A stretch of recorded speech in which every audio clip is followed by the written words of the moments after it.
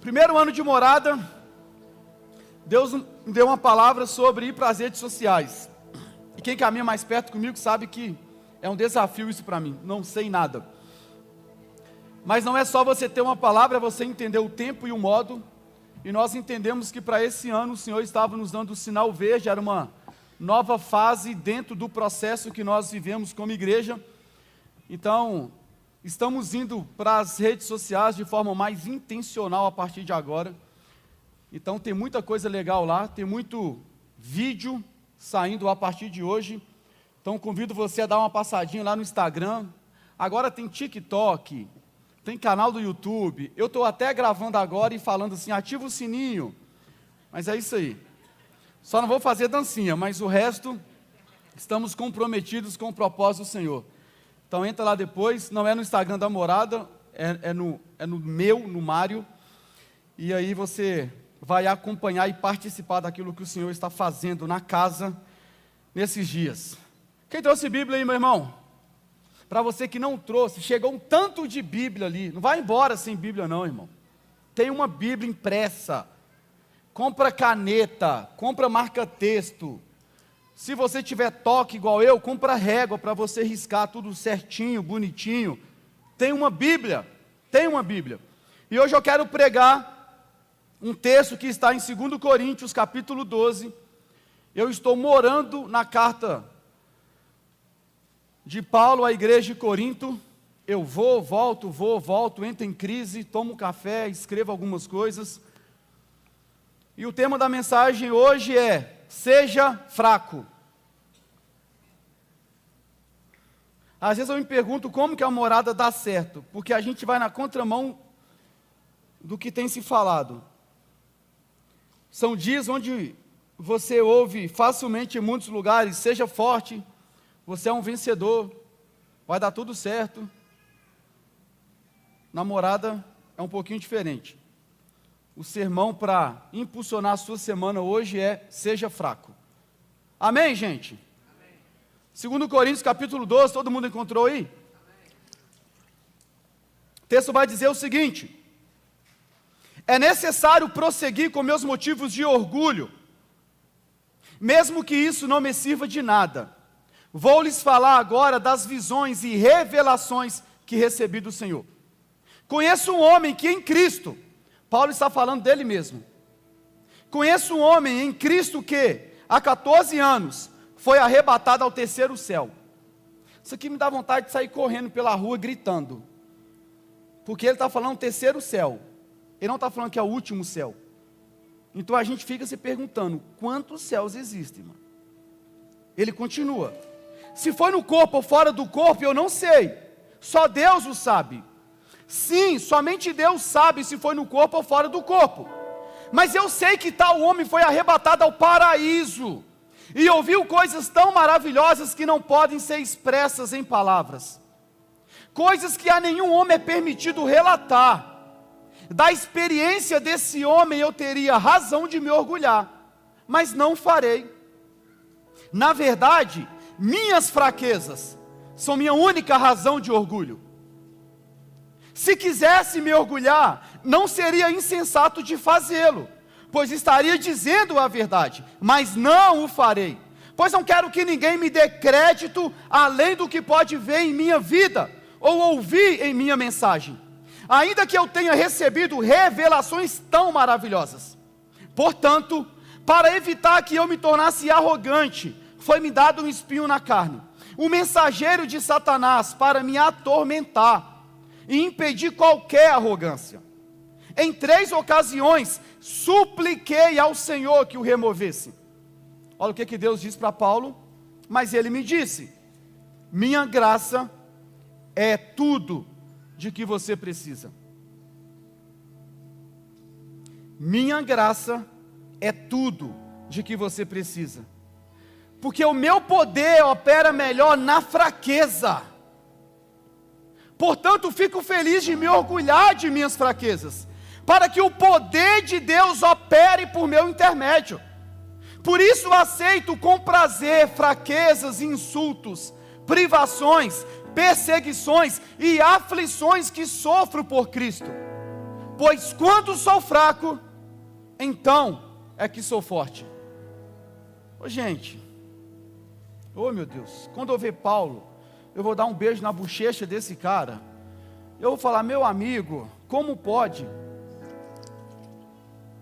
tamanha profundidade? Meu irmão, o contexto daquilo que nós lemos aqui, é Paulo defendendo o seu apostolado à igreja de Corinto. E para você que conhece um pouquinho de Bíblia, Paulo que funda, estabelece a igreja de Corinto. E Paulo tinha uma relação muito forte com essa igreja. Afinal de contas, essa igreja era filho de Paulo. Paulo certa vez disse, vocês podem ter muitos tutores, muitos mentores, mas pai você só tem um, por quê? Porque eu gerei vocês. Então Paulo, ele fala à igreja de Corinto, talvez de uma forma mais dura, mais pessoal, porque ele tem intimidade com essa igreja. Então você vai ver em alguns momentos Paulo elogiando a igreja de Corinto, colocando essa galera como uma igreja top, mas você vê também vários momentos Paulo confrontando essa igreja, Paulo indo de voadora nessa igreja. E o que Paulo está escrevendo aqui, meu amigo, ele está nervoso. Por quê? Porque Paulo está lembrando, meu irmão, essa igreja, de tudo aquilo que ele carrega, de tudo aquilo que ele já entregou por essa igreja. A igreja de Corinto, é importante ressaltar, era uma igreja repleta de dons.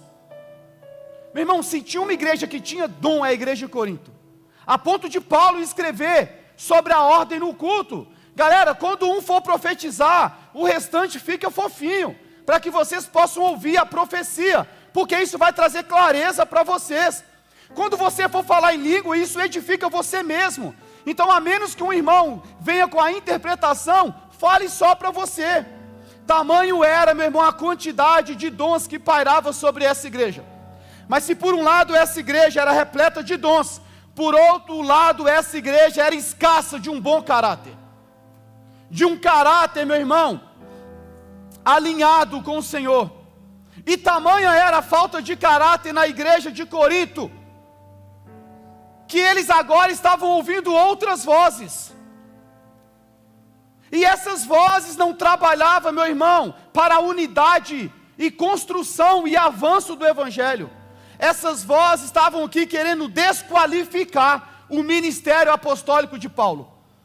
Esses apóstolos, essas outras vozes, Paulo vai chamá-los de super apóstolos, de forma bem irônica.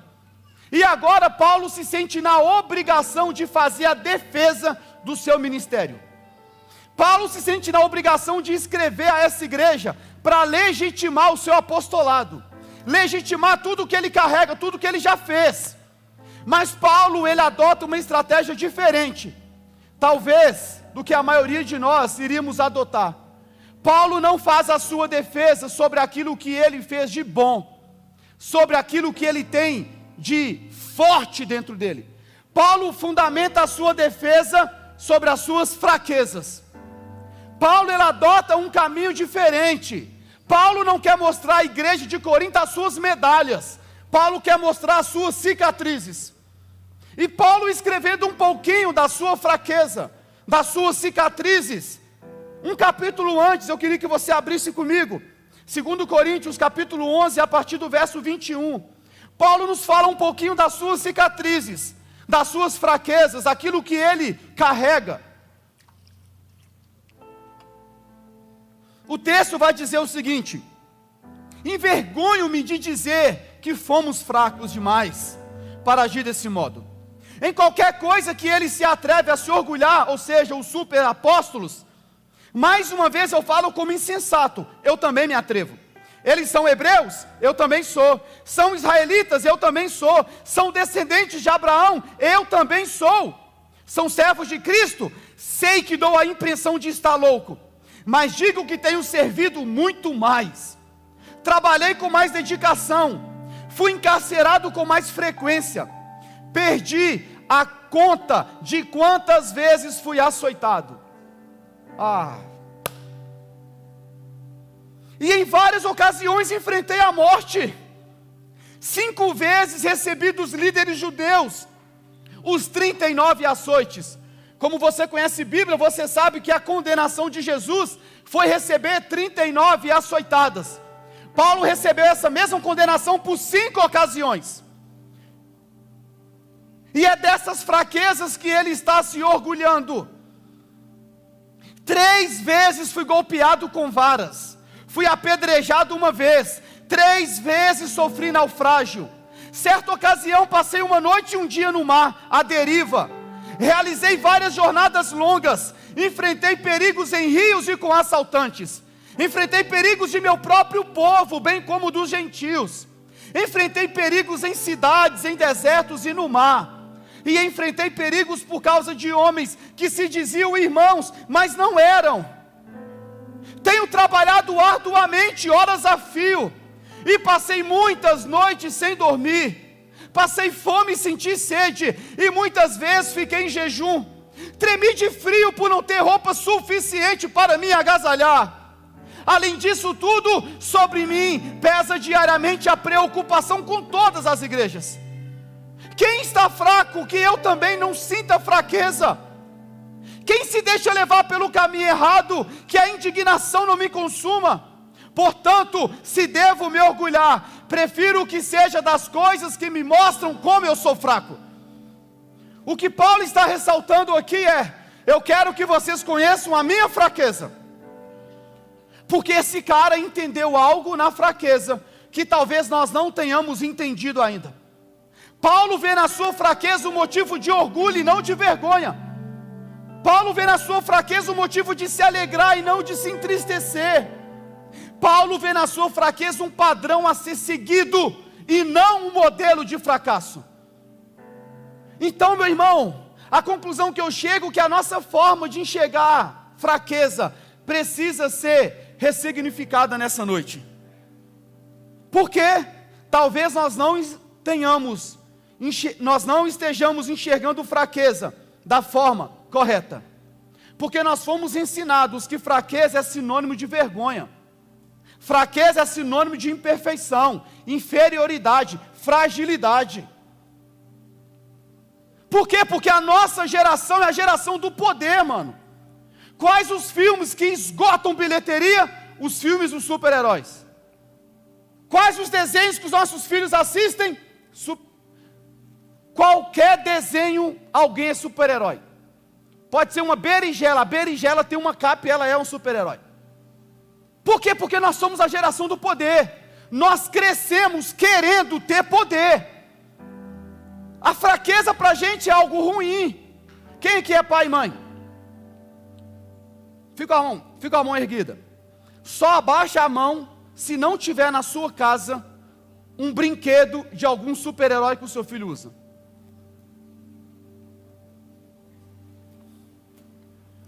As cuequinhas que eu compro para o Theo é de super-herói. O pijama que ele quer usar é pijama de super-herói. Percebe como que é sutil essa construção na nossa geração? Eles querem colocar em nós somos a geração do poder. É por isso que o coach, ele veio e arrebatou o Brasil, meu irmão. Por quê? Porque nós queremos ouvir: tu é forte, você é poderoso, vai dar tudo certo amanhã. Deus fica 24 horas pensando em uma forma de fazer você feliz. Não, cara, Deus não está no trono pensando em como te fazer feliz.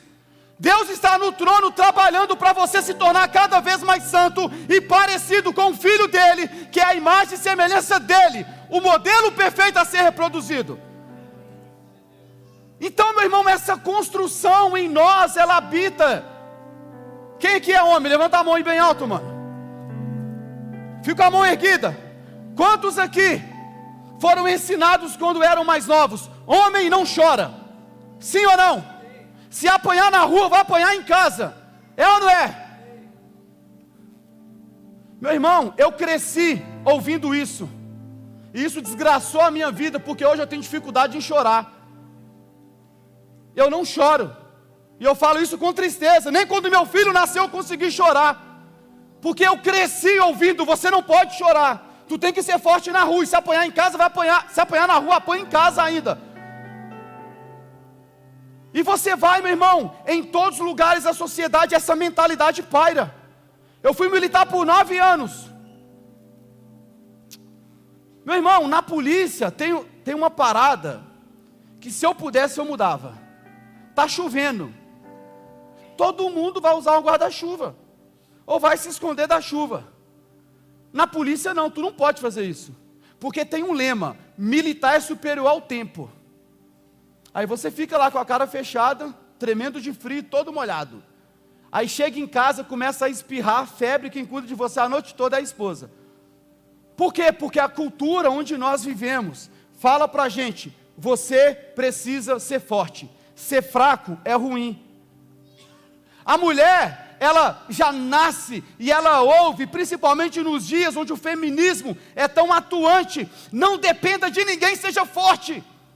Se torne totalmente independente, não seja frágil, não seja delicado, isso é demonstração de fraqueza. E dessa forma nós vamos crescendo, cara. Principalmente quem veio de uma classe social menos favorecida. Nós, que veio da favela. Tu não pode ser fraco, mano. Se for fraco, eles vão te engolir. Tu tem que ser forte. Não demonstra fraqueza lá fora. E assim você vai crescendo, mano. Só que aí você tem um encontro com Cristo. Amém, irmão? Quem teve um encontro com Cristo? Aí a gente vem para a igreja. Mas a gente chega na igreja com essa mentalidade, a mentalidade do poder. Então o que enche a igreja? Campanha do poder.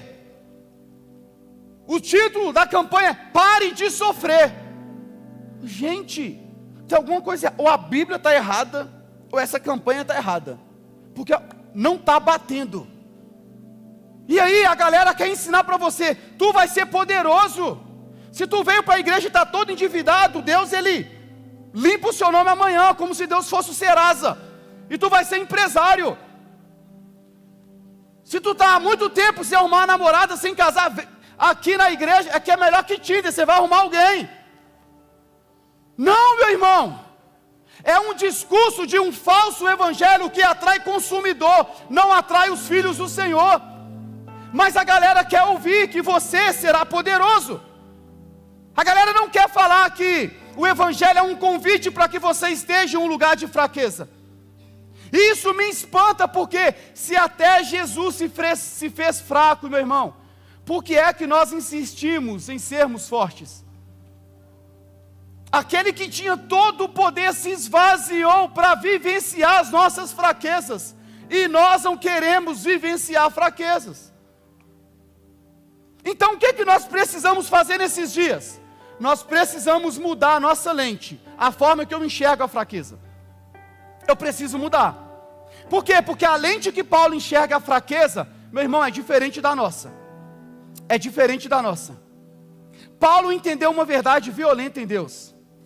Nem sempre como eu estou por fora, é de fato como eu estou por dentro.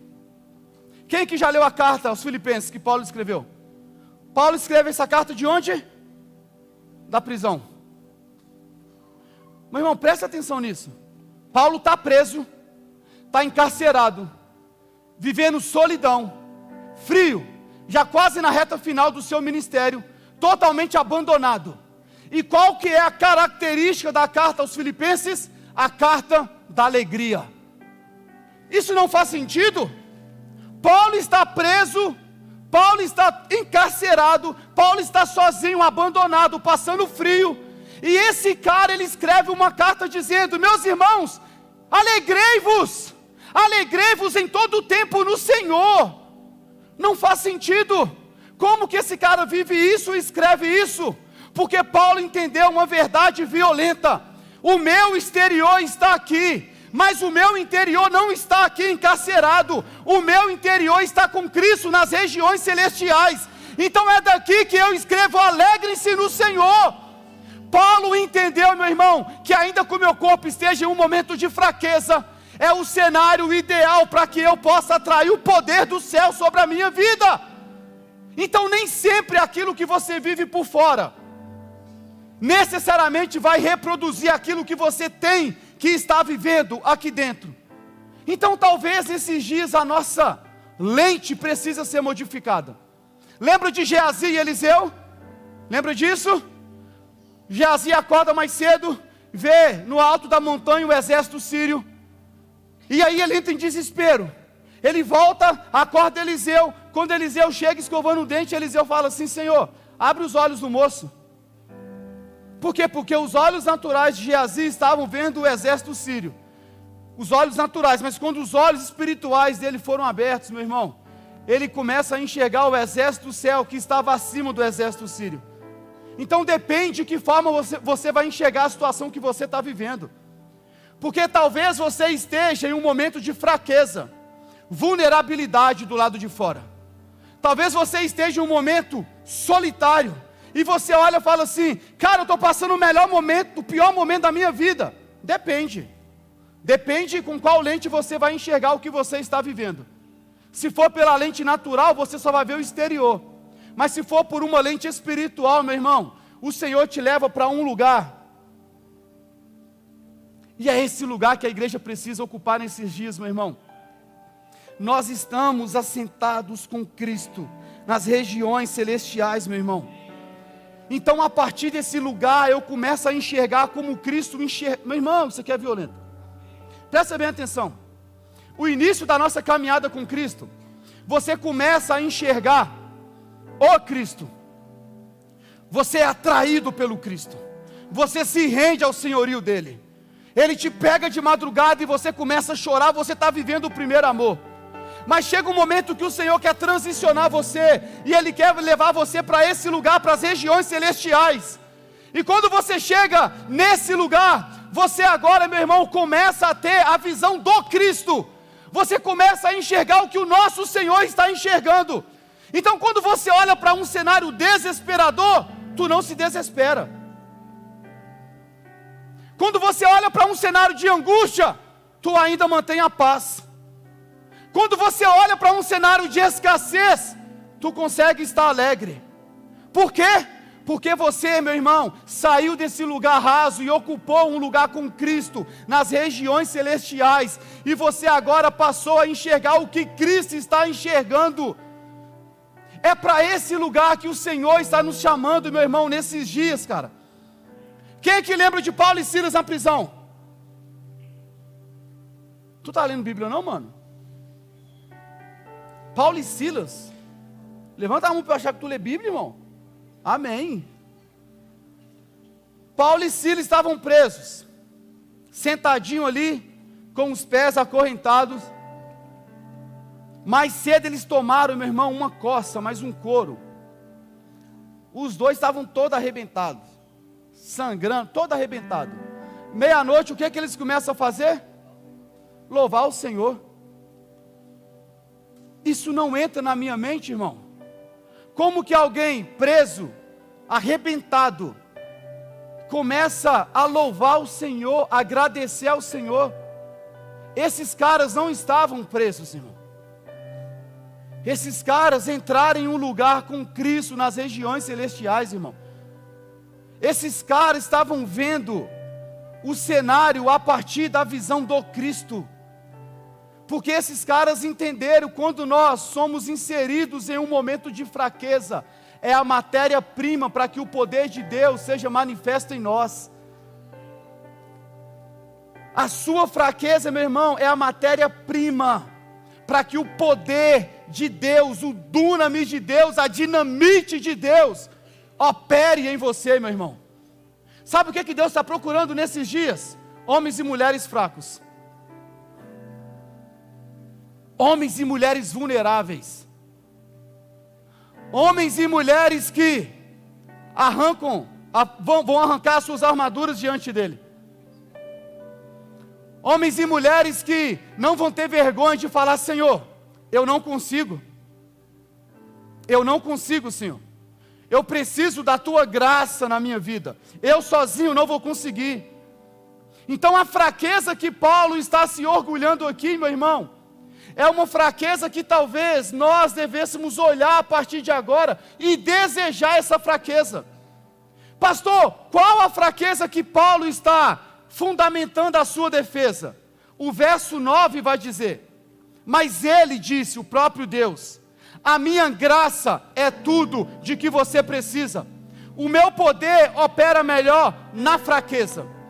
Então, só para a gente entender algo nessa noite, fraqueza não é uma carta de alforria para você viver uma vida em pecado, uma vida libertina e permissiva, não é.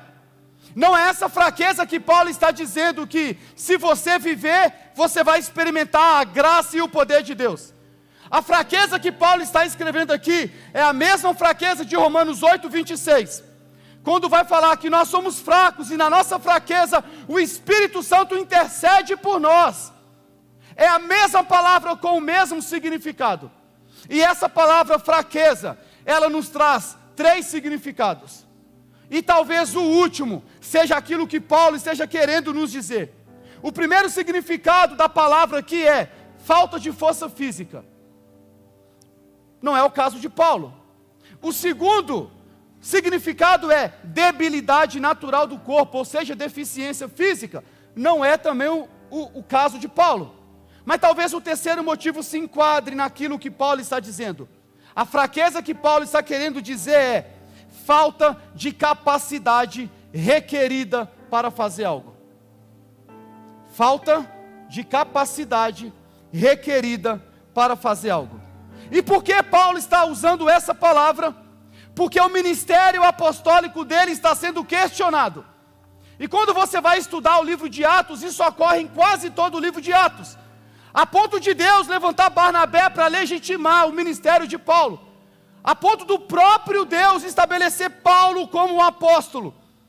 Agora, Paulo está sendo questionado, Paulo está sendo desqualificado pela falta de conhecimento dele? Não, cara, não. Em muitos momentos Paulo disse que eu fui a vós não com o conhecimento humano. Pedro, escrevendo a sua carta, vai dizer que o nosso irmão Paulo escreve coisas de difícil compreensão. Tamanha era a inteligência de Paulo. O que estava desqualificando o ministério apostólico de Paulo? Seria as suas obras? Também não. Ele disse que por meu intermédio foi feito entre vocês sinais, prodígios, maravilhas. Mas a falta de capacidade ao posto de apóstolo se dá pelo passado de Paulo. O que ele próprio reconhece em 1 Coríntios 15, 9. Ele vai dizer, eu não sou digno do ministério apostólico. Eu sou o menor dos apóstolos. Por quê? Porque Paulo, ele entende, eu perseguia a igreja. Paulo foi chamado de uma fera feroz. E agora o mesmo que perseguia a igreja é aquele que está anunciando o evangelho. Então o passado desse homem não qualifica esse homem para ocupar o ministério apostólico. E por isso muitos diziam a respeito de Paulo, você é forte quando você escreve a carta, mas quando você está entre nós, você é fraco. Ou seja, você não é qualificado. Você não está apto a exercer o ministério apostólico entre nós, Paulo.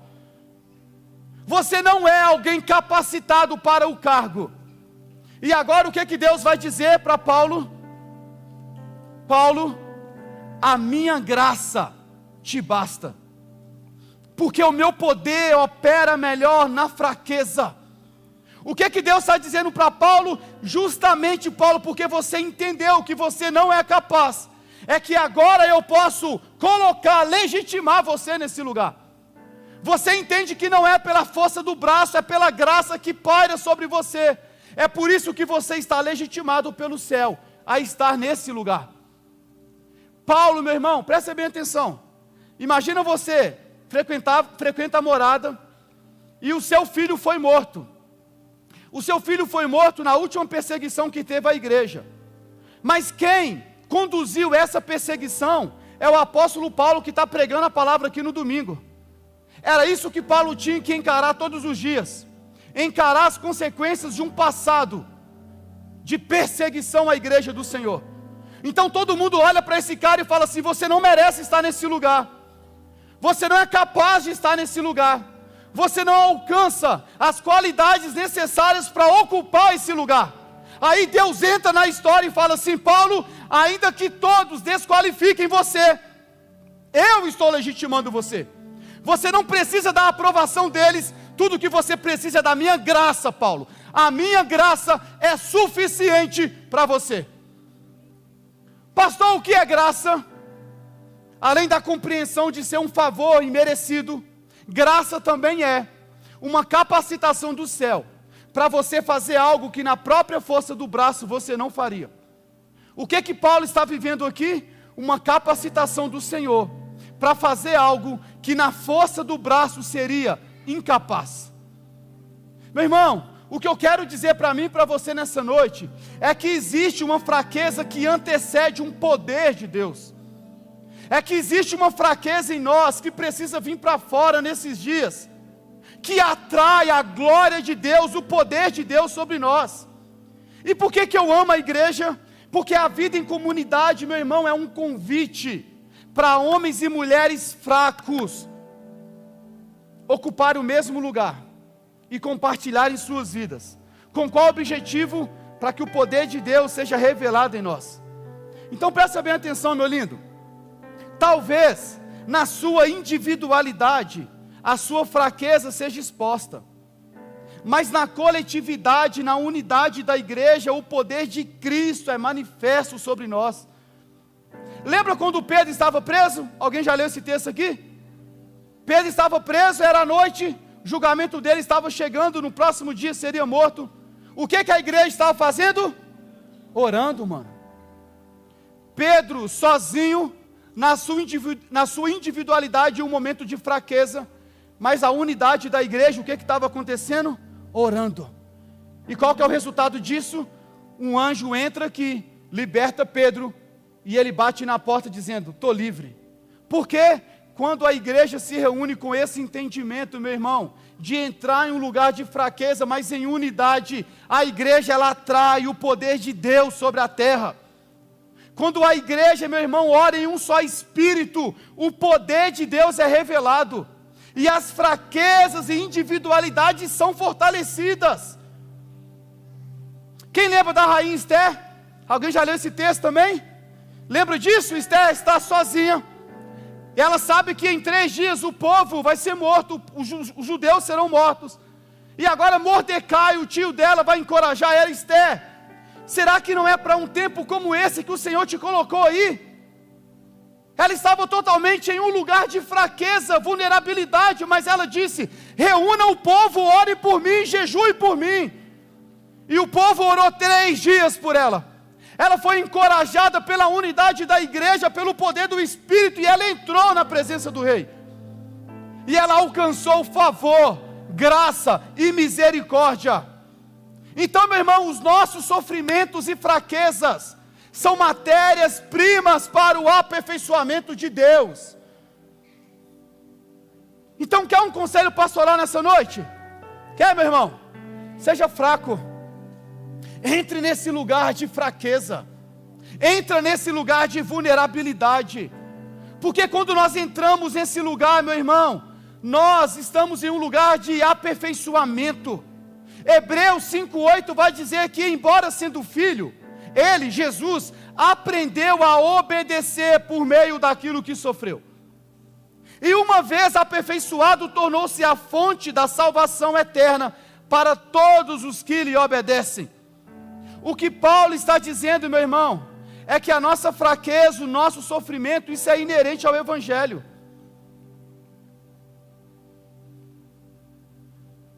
Tem alguém aqui passando por uma crise, por algum problema? Glória a Deus para você que não levantou a mão, eu te invejo. Mas fica tranquilo que daqui a pouquinho o B.O. chega na sua vida. Fica tranquilo. Que isso, pastor? Está profetizando maldição? Não. Sofrimento, dias de aflições, faz parte do Evangelho, meu irmão. Qualquer mensagem contrária a isso, não é uma mensagem bíblica. Pastor, em Deus eu tenho provisão? Tem. Livramento? Tem. Bênção sem medidas? Tem tudo isso, e eu creio na totalidade do Evangelho. Mas eu não posso excluir aquilo que também a Escritura vai me dizer. Nós teremos aflições. Mas, meu irmão, geralmente são esses os momentos onde nós experimentamos milagres de Deus. Porque quando nós entramos nesse lugar de fraqueza do homem, Esse é o cenário ideal para que o poder de Deus seja revelado em nós. Então, meu irmão, a fraqueza de Paulo é por não se achar digno, capaz, à altura do apostolado. A pergunta que eu faço para você nessa noite é: qual sua fraqueza? Qual a fraqueza que você precisa apresentar diante de Deus para experimentar o poder de Deus sobre a sua vida?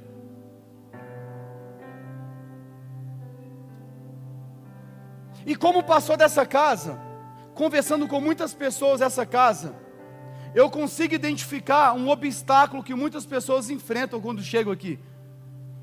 Porque morada é um lugar que muita gente chega e fala assim: eu prometi para mim mesmo que nunca mais eu ia pisar numa igreja. Pisou. Numa igreja preta ainda, com um pastor tatuado que fala gíria. Eu chamo isso de Arapuca de Deus. Aí muita gente chega aqui, mas fala assim: pastor, eu fui tão ferido na outra igreja, que eu não quero fazer mais nada. Eu não me acho digno de fazer mais nada, pastor. Pastor, eu errei, também não me acho mais digno de recomeçar. Então talvez, meu irmão, nós vamos precisar nesses dias ir até o Senhor, desarmados, em um lugar de vulnerabilidade. Para quê? Para expor a nossa fraqueza em não recomeçar. Senhor, eu preciso recomeçar. Por quê? Porque quando eu uso o discurso, eu não sou mais digno de recomeçar. Eu não sou mais digno de estar nesse lugar. Na verdade, isso é um discurso legal, encharcado de orgulho. Deus não quer o seu orgulho nesses dias, Deus quer a sua fraqueza nesses dias. Não é o seu orgulho, é a sua fraqueza, meu irmão. Então presta bem atenção. Existem pessoas que erraram, mas se arrependeram de verdade e não têm mais força. Não se acham mais dignas de recomeçar. Parênteses, isso não anula o processo. Isso não anula o processo que todos nós temos que passar. Mas pessoas que, meu irmão, se arrependeram. Elas erraram e se arrependeram. Estão encharcadas de arrependimento. Então deixa eu dizer uma coisa para você que porventura errou, pisou na bola e não se acha mais digno de estar nesse lugar. Porque tem muita gente que deixa de ceiar porque errou e não se acha mais digno de nem estar no culto e muito menos participar da ceia. Tem muita gente que está nesse lugar, errou, se arrependeu, mas não se acha mais digno de cooperar com o ministério de Cristo. Então, meu irmão, deixa eu dizer uma coisa para você. O seu erro não pode definir quem você é em Cristo. O seu erro não pode definir quem você é em Cristo. Eu queria contar com a sua sinceridade. Abri uma igreja aqui na Saramenha, igreja linda, maravilhosa, irmão. Telão de LED, coisa linda, coisa maravilhosa. E os pastores de lá, é o pastor Davi, é o Davi da Bíblia, pastor Davi e a missionária Betseba. Tu ia para lá sim ou não? A maioria de nós não, mano. Por quê? Porque para muitos de nós o erro de Davi é quem ele é. Na verdade, Davi não é conhecido por Deus pelo erro que ele cometeu. Davi é conhecido por Deus pela vida que ele teve diante do Senhor. E o próprio Deus vai chamar Davi de quê? O homem segundo o meu coração. Então você não é o erro que você cometeu, desde que haja arrependimento. Não se defina por aquilo que tu fez de errado, irmão. Não se defina por um erro cometido ou por uma fase errada na sua vida. Desde que haja arrependimento, nós alcançamos misericórdia, favor, graça da parte do Senhor. Então para de olhar para você de uma forma diferente que Deus está olhando para você. Olha que loucura. Grande parte da Bíblia foi escrita por 3 assassinos. Olha que doideira, irmão. Moisés escreveu os 5 primeiros livros, o Pentateuco. Davi, Paulo, escreveu quase todo o Novo Testamento. Grande parte da Bíblia meu irmão, foi escrito por 3 assassinos. Porque o erro que eles cometeram não definiram quem eles eram diante do Senhor. Então sai desse lugar de querer ser Deus na sua vida, porque muitos de nós erramos, pedimos perdão, Deus perdoou, mas você mesmo não se perdoa. O que você está sendo na sua vida é o próprio Deus na sua vida. Então, meu irmão, um erro não pode definir a sua vida. Quando você vai para Mateus, lê a genealogia de Jesus, aquilo pira a minha cabeça. Meu irmão, tem 3 mulheres lá. Tamar deitou com o sogro, Raabe, prostituta, Betseba, tu conhece a história, na genealogia do próprio Cristo. Meu irmão, o nosso Senhor é um Senhor de homens e mulheres improváveis. O nosso Senhor é um Senhor de homens e mulheres que erraram, se arrependeram e encontraram favor e misericórdia da parte do Senhor. Então para de se definir, meu irmão, pelo erro que você cometeu. São dias, meu irmão, onde Deus, Ele quer homens e mulheres fracos na presença dEle. Presta bem atenção, irmão. Quem aqui quer ser usado por Deus? Eu tenho uma boa notícia para você. Toda vez que Deus quer projetar alguém, primeiro Ele abate alguém. Então a palavra profética nessa noite é: tu será abatido. Para você que levantou a mãozinha. Pastor, isso é ruim, né? Não, ruim é o que Satanás faz. Porque toda vez que o diabo quer abater alguém, primeiro ele exalta. Talvez o caminho mais fácil seja um caminho que vai te levar, meu irmão, a ser abatido. Mas talvez um caminho de ter o caráter lapidado é o caminho que o Senhor leva você para ser alguém usado por Ele. Meu irmão, Spurgeon disse uma vez que quando Deus quer usar um homem, primeiro Ele o quebra.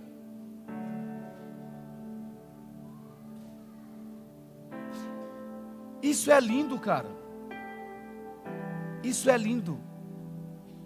Meu irmão, você quase nunca vai encontrar um homem relevante nessa nação que não tenha sido quebrado por Deus. Não tenha sido esmagado por Deus. Porque enquanto você for cheio de si, não tem espaço para que você tenha algo do Senhor dentro de você. Então Deus, Ele precisa de homens fracos, vulneráveis. Para quê? Para serem esmagados diante dEle, quebrados diante dEle. Lembra do vaso na mão do oleiro? Lembra? É isso. É você ser quebrado diante do Senhor. Pastor, não tem nada de bom em mim. Repete comigo: nada. Não, para você entender, nada. Tem nada de bom em você, irmão. Nada. Nada. Então Deus, Ele precisa nos moer nesses dias, irmãos. Deus, Ele precisa de homens e mulheres vulneráveis. Deus, eu não consigo.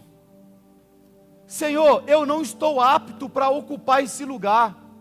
Senhor, eu preciso de você, porque senão eu não vou conseguir, Senhor. Então talvez tem muita gente aqui que não está fluindo em Deus, porque está preso nas acusações. E deixa eu dizer uma coisa para você, meu lindo.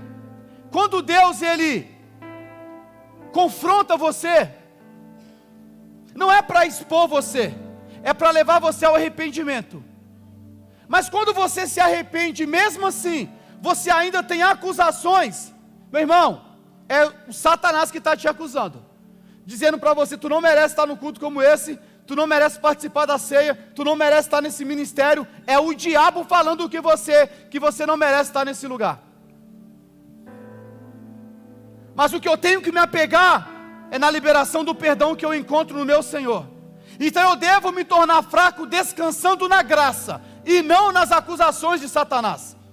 A minha graça é suficiente para você, Paulo. O que Deus está dizendo para mim e para você aqui, a graça dEle é suficiente para você. Então qual que é a próxima desculpa que você vai dar para Deus? Não importa qual seja a sua desculpa, a resposta dEle será a mesma: a minha graça é suficiente para você. E talvez você é cabeça dura, você vai insistir: não, eu não consigo, Senhor. E Ele vai dizer: o meu poder opera melhor na sua fraqueza. Quer fluir em Deus? Seja fraco. Quer experimentar muito de Deus? Seja fraco. Quer compartilhar muito de Deus? Seja fraco na presença do Senhor. O Senhor, Ele está levantando uma igreja, meu irmão, de homens e mulheres fracos nesses dias. E eu caminho para o final, meu irmão, dizendo para mim e para você que Deus, Ele é um Deus de improváveis. Meu irmão, olha o que Paulo vai dizer em Romanos 5. Isso aqui é violento. A partir do verso 21. A lei foi concedida para que todos percebessem a gravidade do pecado. Mas à medida que o pecado aumentou, a graça se tornou ainda maior. Outras traduções vão dizer: onde abundou a graça, onde abundou o pecado, superabundou a graça do Senhor. Então o erro não pode definir você. Quando você vai para o Senhor e encontra nele perdão e misericórdia, onde o pecado outrora, meu irmão, habitou e reinou, o que Deus está dizendo é que agora a graça dele, meu irmão, vai superabundar na sua vida. Então a graça dele é suficiente para nós. Pastor, eu agora posso pecar? Não. A graça não é uma carta de alforria ao pecado. O próprio Paulo vai responder: pois bem, devemos continuar pecando para que Deus mostre cada vez mais sua graça? Claro que não. Então eu não estou dizendo para você, meu irmão, continue pecando. Eu estou dizendo para homens e mulheres que pecaram, que se arrependeram: não exerça mais condenação sobre você, quando o próprio Jesus já liberou perdão sobre você. Não coloque um ponto final na sua caminhada com o Senhor, no seu ministério, quando o ministério que repousa sobre você foi o próprio Cristo que colocou aí dentro. O que o Senhor está dizendo para mim e para você é: onde abundou o pecado, superabundou a graça do Senhor. Meu irmão, quer um conselho nessa noite? Para de tentar ser forte diante de Deus. Para de tentar ser forte diante das pessoas, cara. A sua fraqueza é a matéria-prima para o poder de Deus ser revelado. O Evangelho não é um evangelho de individualidade. O Evangelho é um evangelho de coletividade. Aí tem muita gente que está passando por uma fase ruim na vida. Aí a galera some da igreja. A gente manda mensagem, a gente liga: mano, cadê você? Não, pastor, eu estou passando uma fase difícil, eu preferi ficar sozinho. Não, cara, esse é o momento de você estar com a gente. Porque na individualidade da sua fraqueza, meu irmão, nós podemos nos unir como igreja em um lugar de fraqueza, para que o poder de Cristo seja revelado. Evangelho é um convite para uma vida em comunidade. Então para de querer ser forte diante de Deus. Alguém pergunta: mano, tu está bem? Tô. Não, você não está bem, você sabe que você não está bem. Mas demonstrar fraqueza é ruim. Então como que você vai falar: eu não estou bem, me ajuda, eu quero chorar, eu preciso de um ombro amigo para desabafar? Não, meu irmão, sai desse lugar de querer ser forte. O Evangelho é um lugar para homens e mulheres fracos, homens e mulheres vulneráveis, homens e mulheres dependentes da graça de Deus todos os dias. Está mal? Eu estou mal, irmão. Não estou dizendo para você falar que está mal no Instagram também. Tem amigos, tem homens e mulheres que você pode compartilhar o coração, homens e mulheres que você pode se abrir, sabendo que ninguém vai te expor. Meu irmão, são dias que o Senhor está chamando homens e mulheres fracos. Por quê, pastor? Porque Paulo nos ensina: porque quando eu sou fraco, é aí que eu me torno forte. Quando eu sou fraco, eu experimento do poder dele. Presta bem atenção, meu irmão, e aqui eu termino. O Evangelho é uma parada que buga a nossa mente, mano. Por quê? Pra gente quer ser grande, quer ser servido, se torne forte e poderoso. Quer ser relevante, se assente na frente. Quer ser o primeiro, venha para cá. Quer ser forte, Não peça ajuda para ninguém, você consegue na força do braço. Aí vem o Evangelho de Cristo, o Deus que se esvaziou, dizendo para mim e para você: tu quer ser o primeiro? Seja o último. Tu quer ser servido? Sirva primeiro. Tu quer ser o maior? Seja o menor. Tu quer ser forte? Seja fraco. Por quê? Porque quando você for fraco, você vai experimentar da minha força. Então o que Deus está chamando nesses dias é homens e mulheres fracos, homens e mulheres vazios de si, homens e mulheres que querem viver, meu irmão, fundamentado no poder dele e não no nosso. Tem um texto de Joel, meu irmão, que é violento. Deus está dizendo: diga ao fraco, eu sou forte. Diga ao fraco, eu sou forte. Tem homens e mulheres fracos aqui nessa noite, meu irmão. A mensagem de Deus para mim e para você é: diga ao fraco, eu sou forte. A força que nós precisamos está no Senhor. O recurso está no Senhor, a provisão está nele, o refrigério está nele, a paz que você precisa está nele, o perdão daquilo que você cometeu de errado paira sobre ele. Tudo que ele está chamando nesses dias é homens e mulheres vulneráveis. E essa palavra eu tenho fincado no meu coração nesses dias, cara. Eu tenho recebido um convite do Senhor todos os dias: Mário, fique vulnerável na minha presença, desarmado na minha presença, deixa eu te conduzir. E eu falei semana passada: entra no rio de Deus, mano. Não fica tentando se apegar a galhos, não. Não fica tentando nadar, não. Meu irmão, deixa Deus te conduzir, cara. Deixa o Senhor te conduzir. Pastor, como que vai ser o amanhã? Não sei. Só sei que eu estou vulnerável diante dele, irmão. Só sei que eu estou fraco diante dele. Durante muito tempo eu tentei fazer as coisas na força do braço. Durante muito tempo eu achei que eu era esperto demais. Durante muito tempo eu achei que eu era bom demais.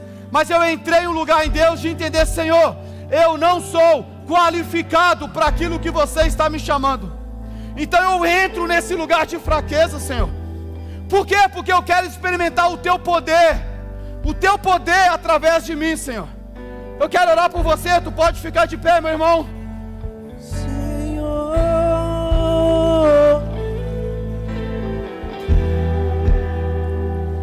Tua graça. Tudo que você precisa é disso, meu irmão. A graça dele é suficiente para nós.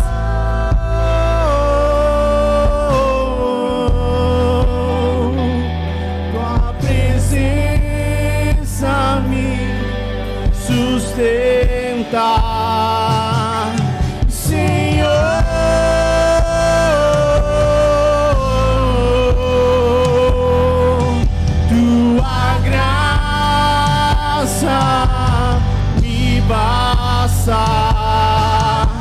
Senhor,